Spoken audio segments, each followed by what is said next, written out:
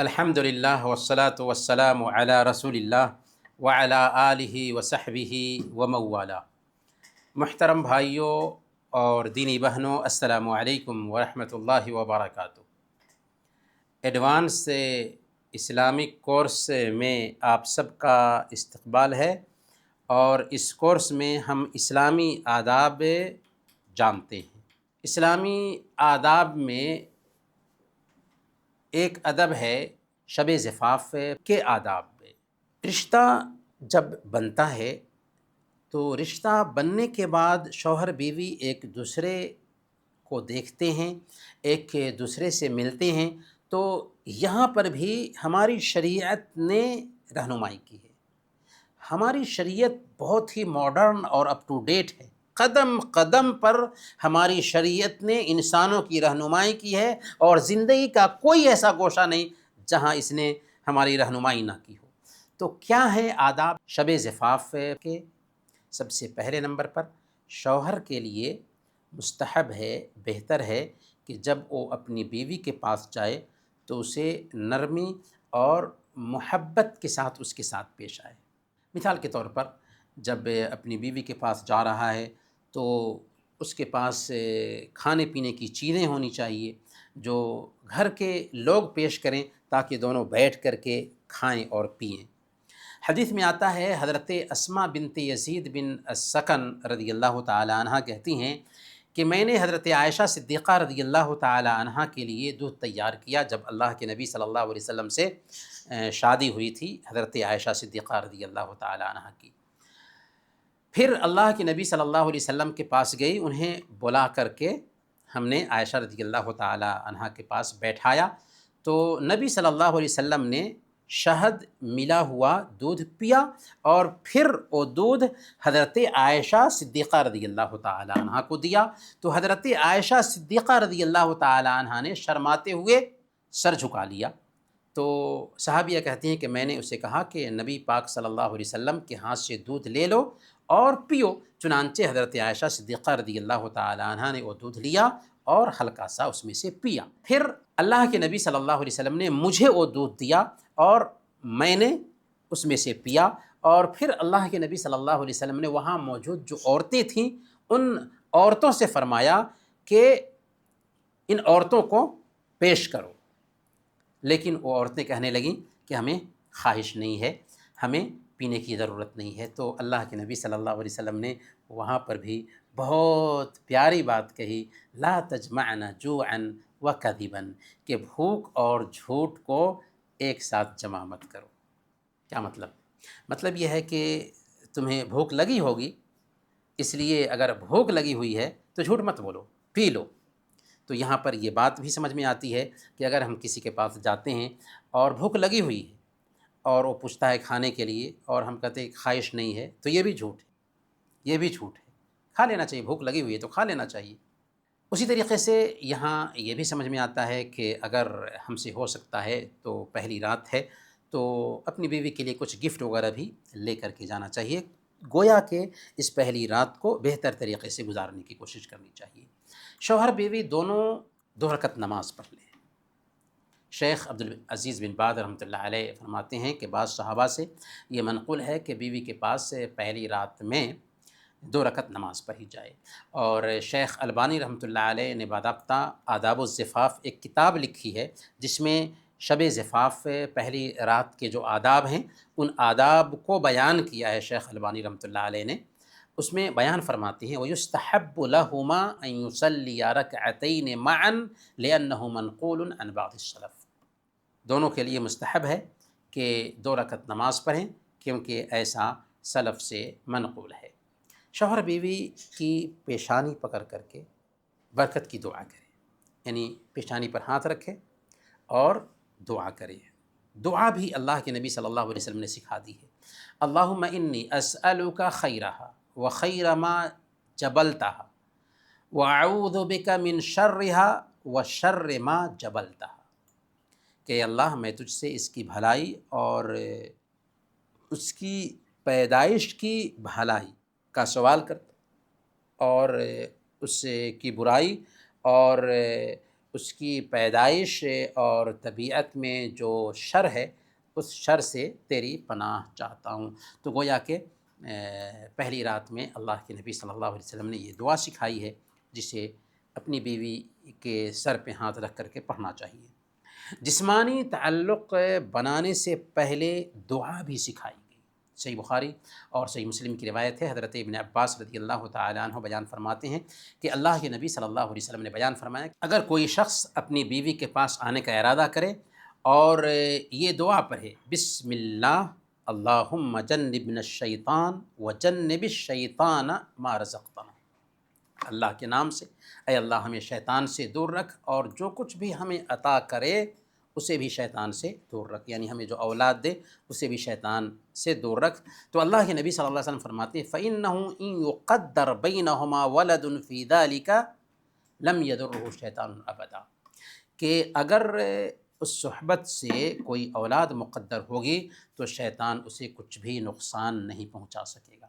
تو اس سے پتہ یہ چلا کہ شوہر بیوی کا تعلق ہونے سے پہلے اسلام ہمیں اس بات کا حکم دیتا ہے کہ دعا پڑھ لیں تاکہ شیطانی ٹچ سے بچا جا سکے۔ شوہر کے لیے جائز ہے کہ وہ اپنی بیوی کے پاس جسمانی تعلق قائم کرنے کے لیے کسی بھی طریقے سے آئے، آگے سے ہو، پیچھے سے ہو، جیسے بھی ہو۔ اللہ تعالیٰ فرماتا ہے سورہ البقرہ آیت نمبر 223 میں نساؤکم حرث لکم فأتوا حرثکم انا شئتم، کہ تمہاری عورتیں تمہاری کھیتیاں ہیں، تمہاری کھیت ہے، بس تم کھیت میں جس طرح چاہو آؤ۔ اس آیت کریمہ سے ہمیں یہ بات سمجھ میں آتی ہے کہ عورت سے جس طریقے سے بھی چاہے ازدواجی رشتہ قائم کیا جا سکتا ہے، آگے سے ہو، پیچھے سے ہو، لیکن کھیتی کے راستے میں۔ البتہ ازدواجی زندگی میں جو حرام طریقہ ہے اس سے بچنا بہت ضروری ہے۔ یاد رکھیں یہ باتیں ایسی ہیں کہ کچھ بھائی اور کچھ بہن کو لگے گا کہ شرم کی بات ہے، نہیں، یہ شرم کی بات نہیں ہے بلکہ دین کی بات ہے، اور دین کے معاملے میں حیا نہیں۔ حضرت عائشہ صدیقہ رضی اللہ تعالی عنہ کہا کرتی تھیں کہ رحم اللہ نساء الانصار لم یمنعہن الحیا ان یتفقہن فی الدین، اللہ تعالیٰ انصار کی عورتوں پہ رحم فرمائیں کہ دین سیکھنے کے معاملے میں حیا ان کے لیے رکاوٹ نہ بن سکی۔ تو حیض اور نفاس کی حالت میں جسمانی تعلق بنانا حرام ہے، ناجائز ہے۔ اللہ تعالیٰ فرماتا ہے سورہ البقرہ آیت نمبر 222 وَيَسْأَلُونَكَ عَنِ الْمَحِيضِ قُلْ هُوَ أَذًى فَاعْتَزِلُوا النِّسَاءَ فِي الْمَحِيضِ وَلَا تَقْرَبُوهُنَّ حَتَّى يَطْهُرْنَ، کہ پوچھتے ہیں لوگ آپ سے حیض کا کیا حکم ہے، تو آپ کہہ دیجئے کہ وہ ایک گندی حالت ہے اور اس میں عورتوں سے الگ رہو، ان کے قریب بھی نہ جاؤ جب تک کہ وہ پاک نہ ہو جائیں۔ ہاں، حیض کی حالت میں جماع کے علاوہ مباشرت کر سکتے ہیں۔ اللہ کے نبی صلی اللہ علیہ وسلم نے صحیح مسلم کی روایت کے مطابق بیان فرمایا اصنعوا کل شیء الا النکاح، ہم بستری کے علاوہ، جماع کے علاوہ ہر چیز کر سکتے ہیں۔ اسی طریقے سے عورت کے ساتھ جسمانی تعلق قائم کرنا ہے اس راستے میں جہاں سے بچے کی پیدائش ہوتی ہے، اسی لیے پیخانے کے راستے میں ہم بستری کرنا، جیسے کہ آج کی گنوار دنیا، جی ہاں وہ گنوار ہیں جو یہ حرکت کرتے ہیں، پیخانے کے راستے میں ہم بستری کرنا حرام ہے، ناجائز ہے۔ سنن ابی داؤد کی روایت ہے، اللہ کے نبی صلی اللہ علیہ وسلم نے بیان فرمایا ملعون من اتی امرأتہ فی دبورہا، کہ وہ آدمی ملعون ہے، اس انسان پر لعنت ہے جو اپنی بیوی کے پیچھے کے راستے میں ہم بستری کرتا ہے۔ اگر دوبارہ جسمانی تعلق بنانا چاہیں تو بیچ میں وضو کر لینا مستحب ہے۔ صحیح مسلم کی روایت ہے، حضرت ابو سعید خدری رضی اللہ تعالی عنہ بیان فرماتے ہیں کہ اللہ کے نبی صلی اللہ علیہ وسلم نے ارشاد فرمایا اذا اتی احدکم اہلہ ثم اراد ان یعود فلیتوضأ، کہ تم میں سے جو کوئی اپنی بیوی کے پاس آئے اور پھر دوبارہ جسمانی تعلق بنانا چاہتا ہو تو اسے وضو کر لینا چاہیے۔ دوسری روایت میں آتا ہے فَإِنَّهُ أَنشَطْ فِي الْعَوْدِ، کیونکہ دوبارہ وضو کر لینا جسمانی تعلق کے لیے نشاط کا سبب بنتا ہے، اس سے چستی آتی ہے وضو کر لینے کی وجہ سے۔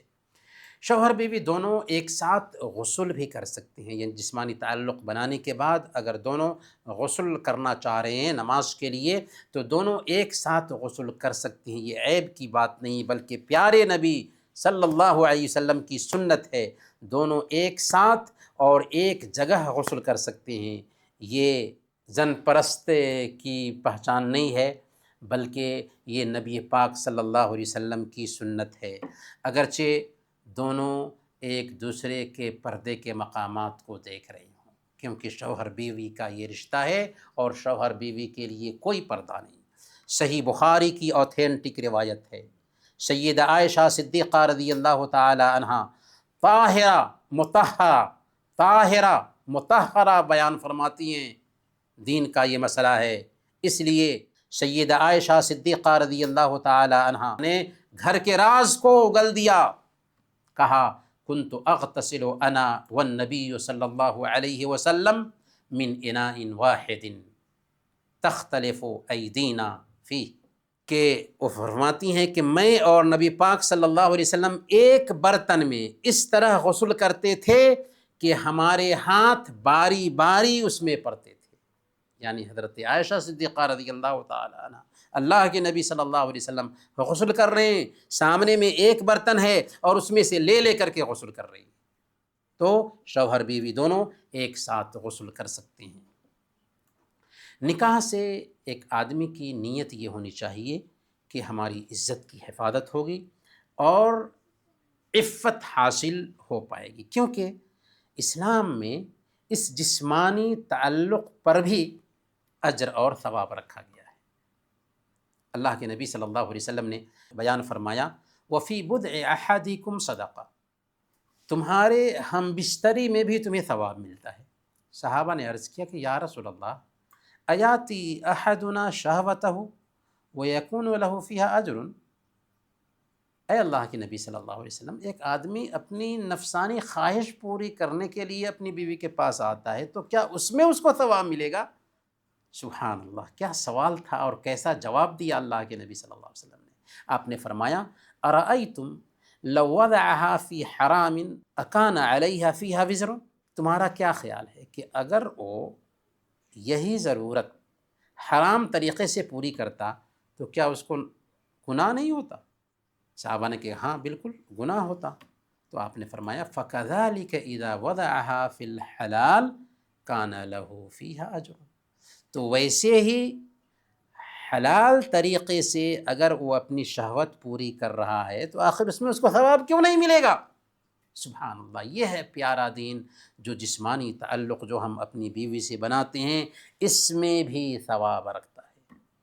شب زفاف کی صبح لوگوں کی دعائیں لینی چاہیے اور ولیمہ کرنا چاہیے، یہ مستحب ہے کہ شوہر اپنی بیوی کے ساتھ رشتہ بنانے کے بعد جو پہلی صبح ہو رشتہ داروں کے پاس جائے، دوستوں سے ملاقات کرے، ان سے دعائیں لے اور ان کو دعائیں دے، اور اسی طریقے سے ولیمہ بھی کرے۔ اللہ کے نبی صلی اللہ علیہ وسلم نے عبد الرحمن بن عوف رضی اللہ تعالی عنہ سے کہا تھا، جبکہ ان کے بدن پر ایک پہچان دیکھی تھی جس سے ظاہر ہو رہا تھا کہ انہوں نے شادی کی ہے، تو آپ نے پوچھا کہ یہ پہچان کیسی ہے؟ تو انہوں نے کہا کہ میں نے شادی کی ہے۔ تو پوچھا کہ کیا دیے ہو؟ انہوں نے کہا کہ کھجور کی گٹھلی کے برابر مہر میں نے دیا ہے، سونا۔ آپ نے فرمایا اولم ولو بشاتن، ولیمہ کرو اگرچہ ایک بکری ہی کیوں نہ ہو، اور پھر آپ نے ان کو دعا بھی دیا۔